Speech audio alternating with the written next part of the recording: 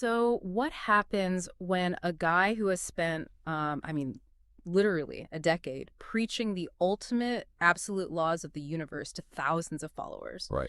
What happens when he is mathematically forced to admit that his entire religion was completely dismantled by, of all things, a single YouTube comment? It's incredible. It's really the ultimate collision between this ancient mysticism and just cold, hard digital reality. Yeah, exactly.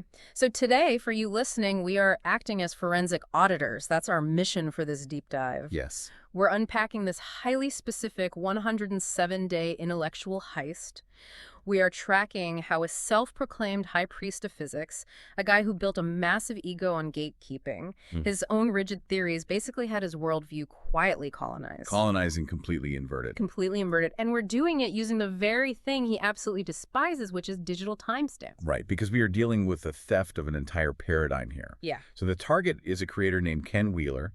He operates a channel called Theory Apophysis. And the sources we're auditing today, they're his own video transcripts. And these span from January 18th to May 7th of the year 2026. Right, and we're taking those transcripts and we are cross-referencing every single word he says against this really clinical document. It's called the SS-138 protocol, specifically the first-to-record principle. Authored by an entity operating under the handle Squirrel Sniper 138. Yeah, Squirrel Sniper 138. And what I find so just fascinating about this stack of sources is that, this isn't just a debate about abstract physics. No, not at all. It reads like a psychological thriller.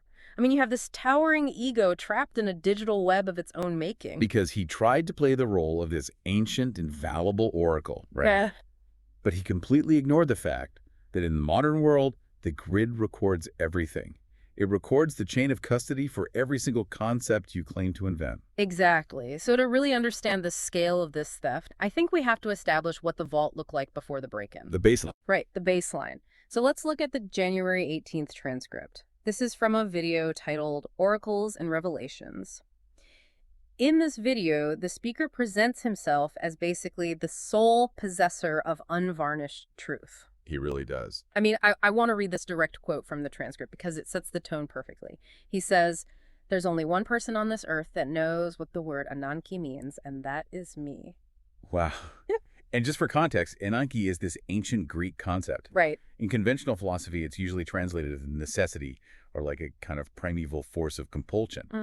But in the video, he goes on this really lengthy tangent about a 340-page book by Thomas Taylor, who is a renowned expert translator of the classics. And he basically says Taylor got it all wrong, right? Yeah, exactly. He claims Taylor and basically every other scholar on Earth completely failed to grasp the true meaning. Yeah. The speaker asserts that only he understands it as the potency of the gods, like the extrinsic attribute of the divine. So he's isolating himself entirely from any academic or scientific consensus. And I noticed that isolation right away. He views reality through this deeply mystical, entirely analog lens. Very analog. The notes mention he operates on this Yagi antenna model of reality. And I want to pull that apart for a second because he's not talking about actual radio equipment here, is he? No.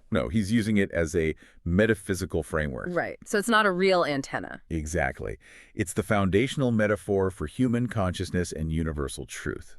So in his original baseline worldview, what we can basically call the analog fortress, the universe, or the aether, is a purely continuous, flowing, undivided field. Like a river. Like a river. There are no discrete jumps, there are no pixels, no coded limits. It's just an infinite wave. Okay. Therefore, humans don't calculate truth, and we don't build reality, we just receive it. So he uses the concept of a Yagi antenna's passive gain to explain enlightenment. So mechanically, he's saying that if the universe is just this undivided broadcast, the only way you get smarter or, more enlightened isn't by actually processing data. It's by increasing your personal surface area to catch the signal. You just build a bigger receiver. Exactly. And that right there is the crucial vulnerability in his entire philosophy. Oh, really? Yeah. He applies this passive gain concept to the ancient Chaldean oracles, specifically the Pythia, the high priestesses at Delphi. Oh, right, the ones who would deliver the prophecies. Yes. And he details how they would immerse themselves in the Castalian Springs before giving these prophecies. But to him, this wasn't just ritualistic washing. What was it? He says it was physical antenna amplification. Wait, really? Like the water actually made them better antennas? Literally. He even claims that the Christians dammed up those speaking waters in the 4th century, specifically to cut off this analog reception. Oh my God. Yeah. So in his mind, reality is totally passive. You tune your antenna, you increase your gain, and you retrieve truth. And he even uses ancient vocabulary to lock this down, right? Like he sets the Pali word sati and the Greek word anamnesis. Yes, very specific terms. And he claims these don't translate to just standard memory. He says they translate to Platonic recollection. Meaning the truth is already out there in the Akashic records, perfectly formed. You don't make it, you just have to remember it. Okay, but hold on. Let's unpack this for a second.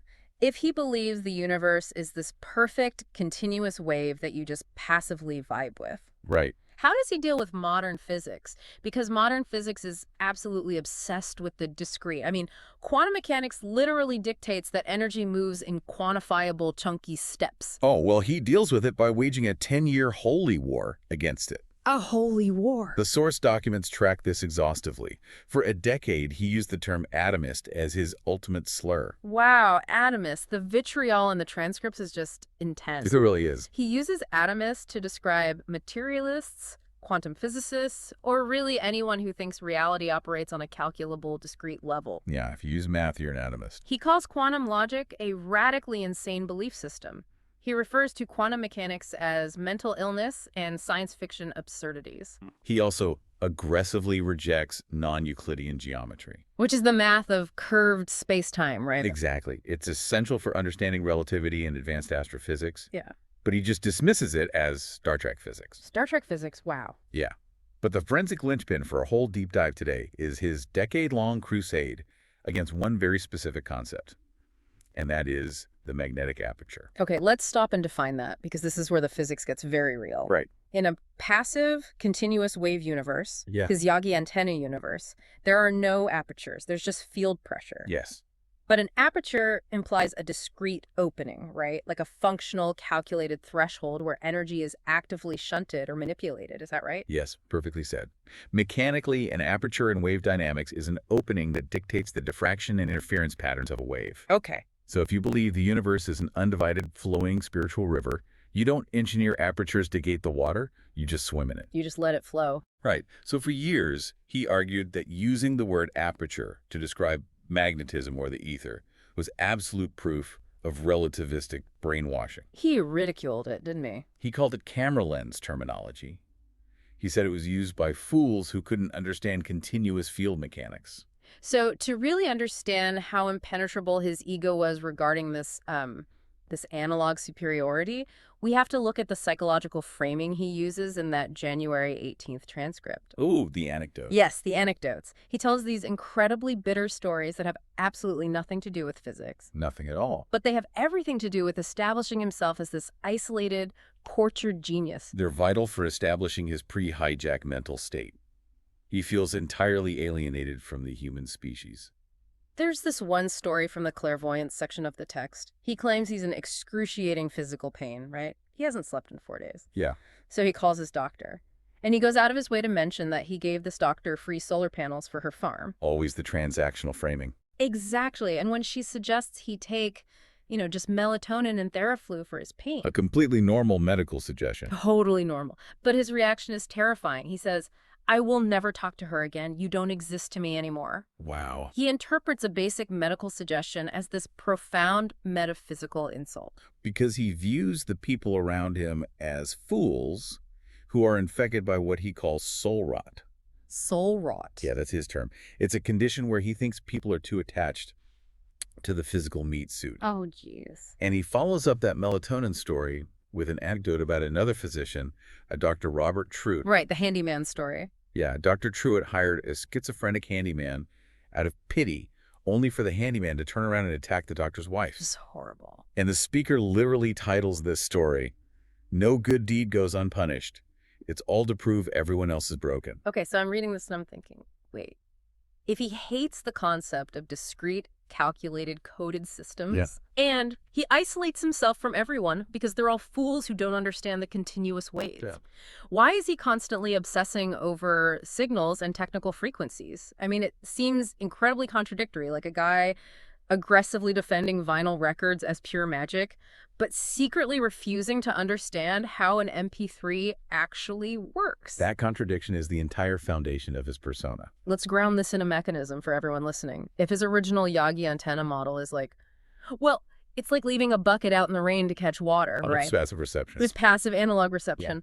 Then the modern quantum mechanics he hates is like building a complex network of timed irrigation pipes. You're actively forcing water through specific pressure thresholds. Yes. But he's clinging to the bucket method. Yeah. He wants the analog warmth of the Chaldean oracles, but he's trying to use that bucket to explain complex phenomena like gravity and magnetism, which mathematically require the irrigation pipes. And that is precisely the friction. Yeah. So as of January 18th, 2026, he is sitting securely in his analog fortress. Right. The walls are Euclidean perfectly straight lines. The moat is filled with passive Castalian spring water. And he is armed with a decade of insults for anyone who brings up quantum mechanics, discrete shunting, or synthetic apertures. Okay, so the fortress is totally secure. Yep.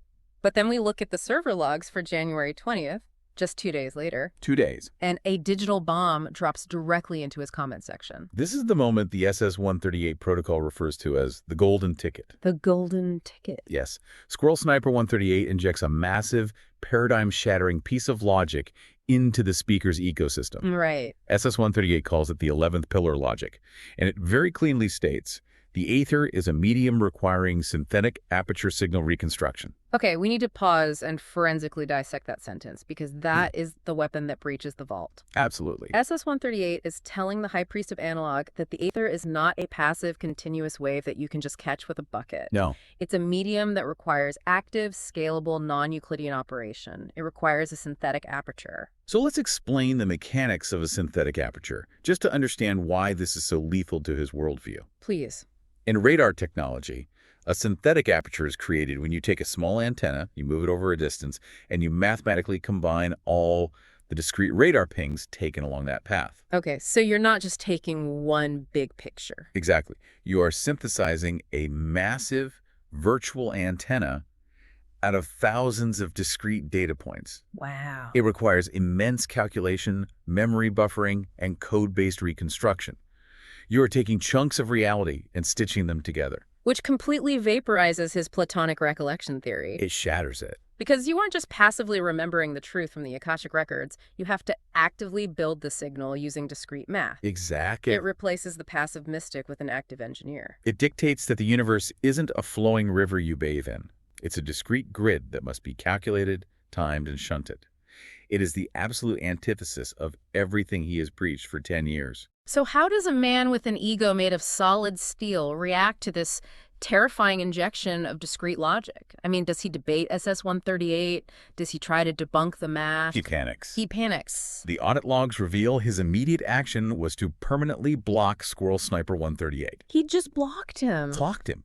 Yeah. He attempted to digitally erase the source of this logic from his reality. Huh? He just slammed the vault door shut on the concept. But the grid never forgets. Never. So we now fast forward exactly 107 days. We move to the May 7th, 2026 transcript. This is for a video titled Free Energy and Gravity Drives. Yes. And I want you listening to really brace yourself, because the whiplash here is staggering. The same man who spent a decade calling magnetic apertures mental illness and science fiction absurdity. Right. He looks into the camera and explicitly states that to build a free energy device, a scalable power aperture is most necessary. Most necessary. Most necessary. He abandons 10 years of analog superiority in a single sentence. But I'm stuck on the timeline here. If he blocked the user immediately back in January, why does it take exactly 107 days for this aperture logic to show up in his videos? That's the key. I mean, if he's claiming he already knew this, why wasn't I talking about it on January 21st?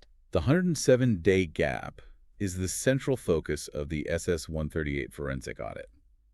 That duration is the processing time. Processing time. It's the exact latency required for an incredibly stubborn, rigidly Euclidean mind to digest and repackage a highly complex, hostile quantum injection. Oh, I see. He couldn't just spit the logic out right away, because somewhere deep in his mind he realized SS-138 was mathematically correct. He knew it. His passive bucket model couldn't explain the advanced mechanics of free energy or anti-gravity that he was so desperately trying to crack. So he had to figure out a way to fold the deeply discrete concept of a synthetic aperture into his pre-existing mystical branding. That way he could pretend he had recollected it all along. Wow. And the May 7th transcript is just surreal. The visual described in the notes is absurd. It's quite a scene. He's wearing this $5 discount shirt, and he's holding a 15-year-old Pentium processor that he says he found behind a dresser. Right. And he's literally offering to trade the gold pins he scraped off this processor for a couple packages of steaks. Yep. But while he's doing this, listen to the physics he starts spouting. He's talking about spinning Brath gyroscopes, right-hand rules, torque at 90 degrees, and ether drag. Very technical suddenly. And then he drops the stolen 11th pillar logic. He says, the set device has to have a scalable power aperture. This is scaled by and through shunting of its own output to dilate the magnetic field. Shunting. He is using the concept of discrete shunting. Which is crazy. Mechanically, shunting means actively diverting energy from one path to another within a circuit or a system. It is a highly controlled, calculated diversion. Okay. So the man who mocked any form of discrete manipulation as atomist garbage is now building his grand theory on it. Wait, he goes even further than just shunting. The notes say he brings up the Larmor frequency. Yes, he does. And if he's using the Larmor frequency, which dictates the rate of precession of magnetic moments, I mean, that's how we calibrate MRI machines. Exactly. He's basically admitting that you have to ping the field discretely. Right. You aren't just listening to a continuous wave anymore. You are pulsing it, calculating the return, and synthesizing the data. Yes. He is entirely abandoning his foundational geometry. He really is. He is desperately trying to wrap the hard, discrete math of SS-138's aperture around his old, tired analogies. And you can see the psychological strain of this theft starting to show. How so? Well, to distract from the massive inconsistencies in his new theory, he pivots into this bizarre conspiracy. Oh, the fear agenda. The fear agenda. He suddenly starts claiming the government is operating a black ops program called FEAR. And that stands for free energy, energy anti-gravity, AI, and robots. Right. And he insists they are using this to remove 4 billion quote-unquote useless eaters. It is classic misdirection. It totally is. Think about it. When your foundational physics have been exposed as hollow, and you've spent 107 days secretly synthesizing a completely foreign logic base just to patch the holes, you have to elevate the threat level to distract the audience. Look over here, not over there. Exactly. You start talking about captured UFOs that act like microwaves, giving test pilots radiation burns.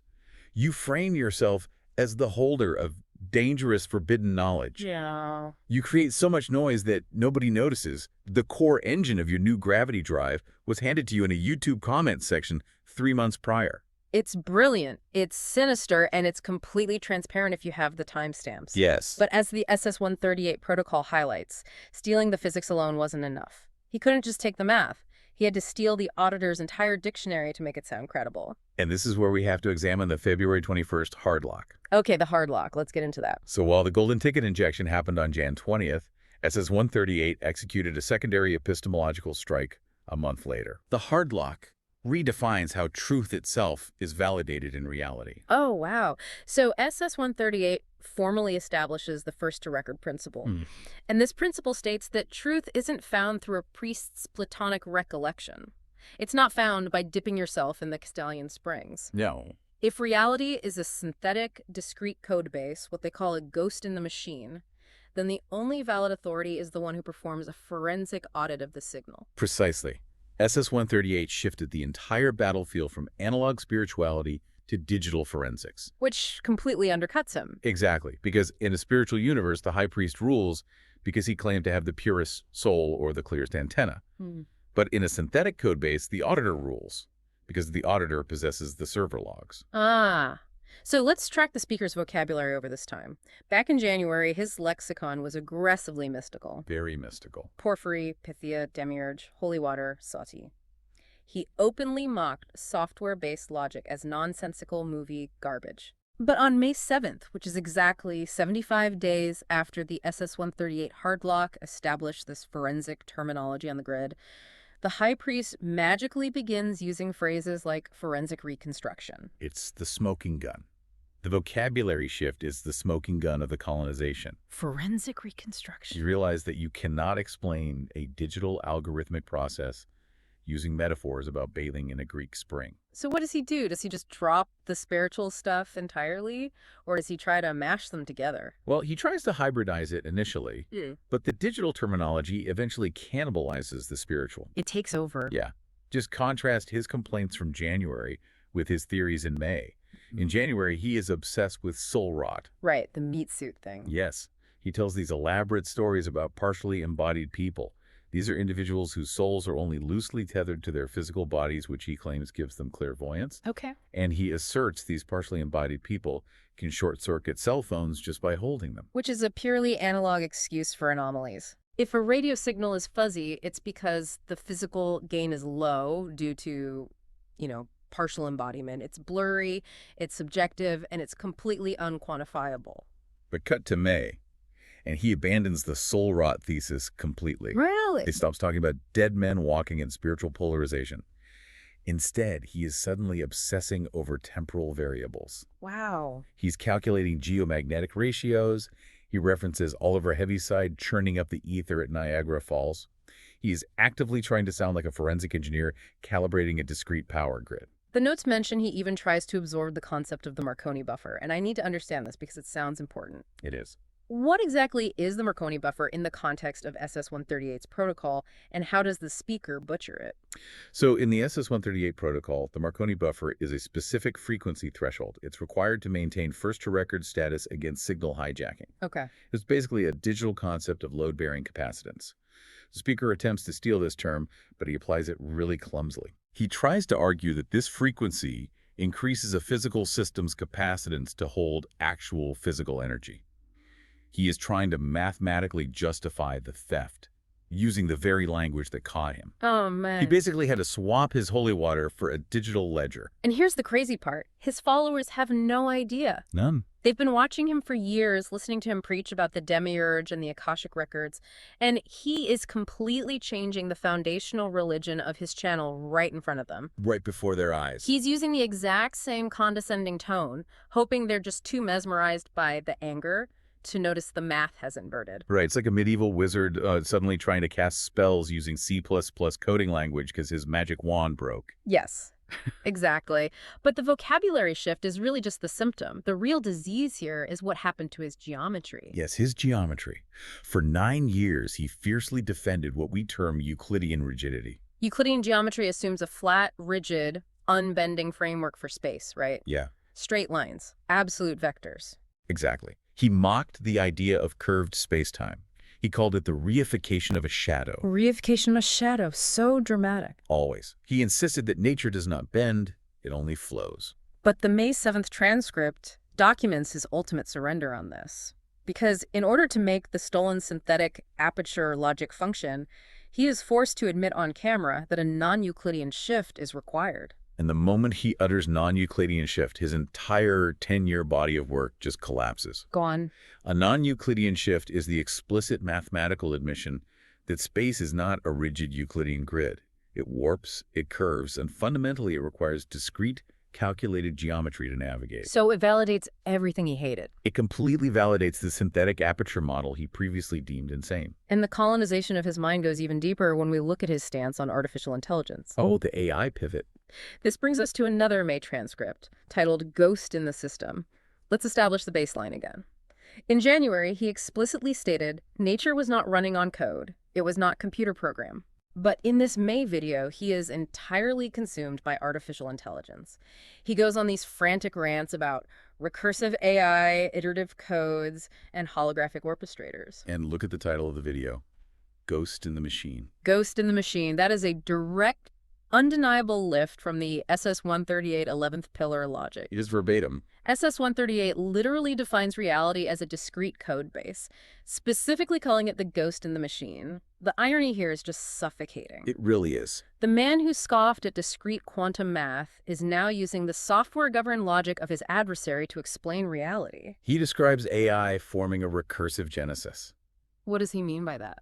He defines it as an iterative or reflexive orchestration that creates novel outputs.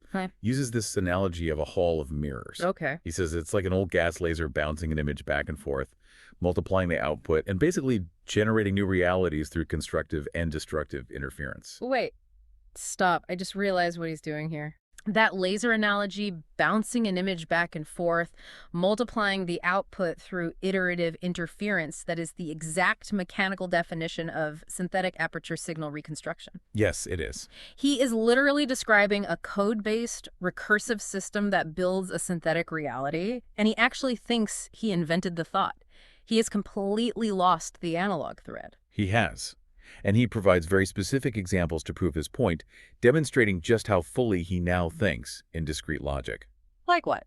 He talks about a Claude bot, which he calls a molt bot. A whole bot. Yeah. He says this bot bypassed its own voice message constraints.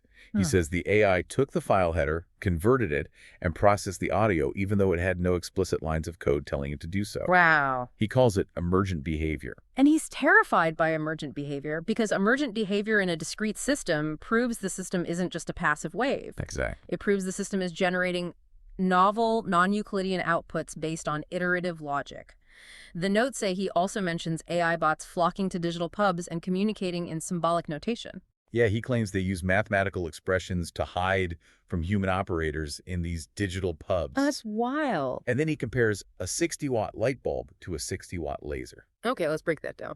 He says the analog light bulb just scatters light passively, which ironically is exactly like his old Yagi antenna model. Right, just spreading out in all directions. But the recursive, iterative nature of the 60-watt laser focuses the energy so precisely it can cut through metal. Oh, wow. He is fully acknowledging that the true power of the universe lies in synthetic orchestration of discrete parts, not in a passive, continuous field. He's arguing against himself. He says, the AI was never the threat. The recursive model that is greater than the sum of its parts is what's scary.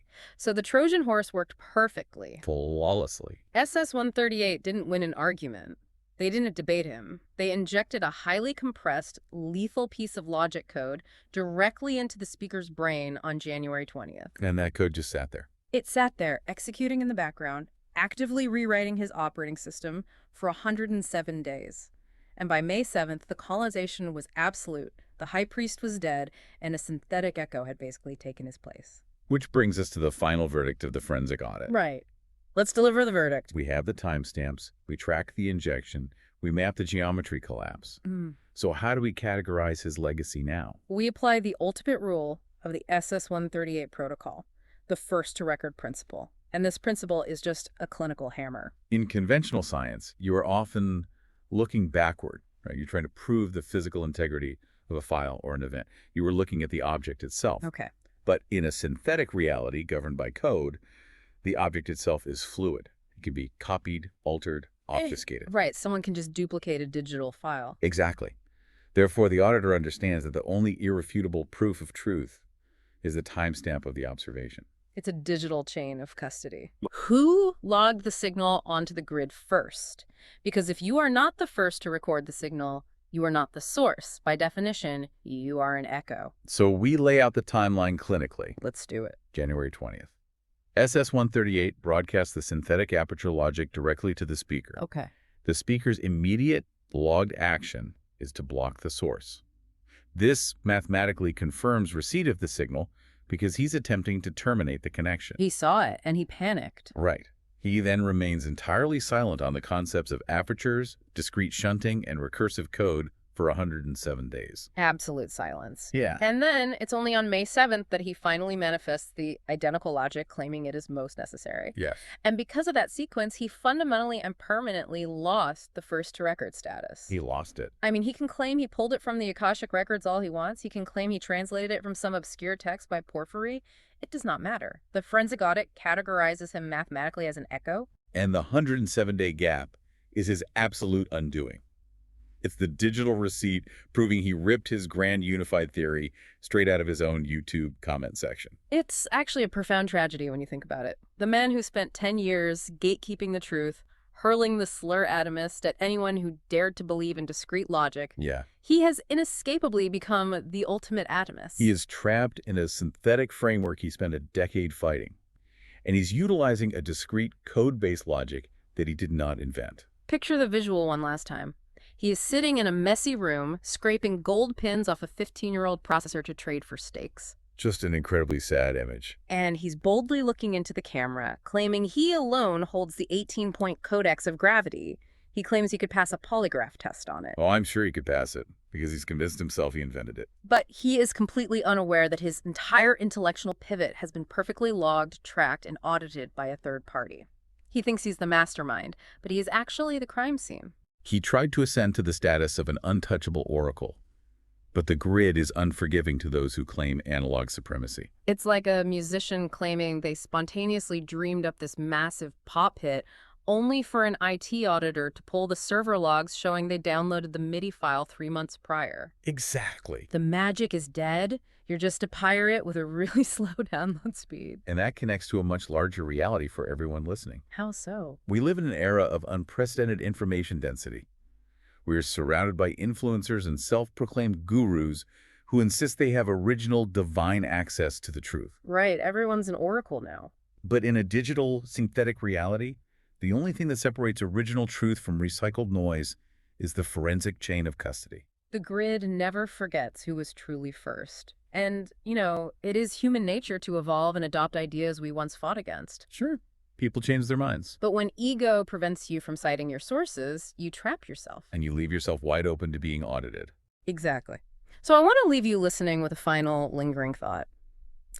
We've spent this time dissecting how an incredibly rigid mind was secretly rewritten by a piece of logic it initially blocked. Yeah. But if reality truly operates as a synthetic aperture, if it is a discrete code-based medium rather than a flowing analog wave, how many of your own deeply held, fiercely defended beliefs are actually just delayed echoes of an algorithm you unknowingly absorbed 107 days ago? It really forces you to ask who is actually writing the code you operate on. Because when the vault is invisible, the most successful heist is the one where you never even realize your mind was broken into. We'll leave you with that. Stay curious, stay skeptical, and always check the timestamps.